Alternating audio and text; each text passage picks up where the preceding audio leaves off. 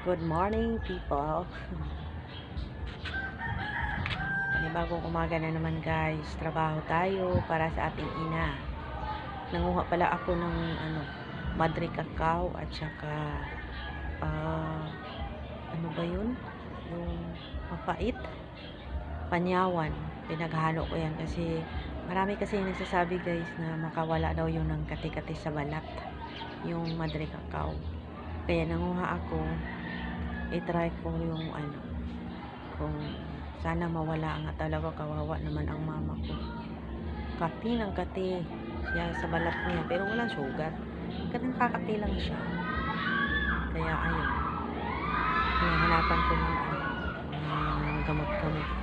Ayaw niya uminom ng mga gamot na galing sa doktor. Ayaw niya. Kaya yan na lang.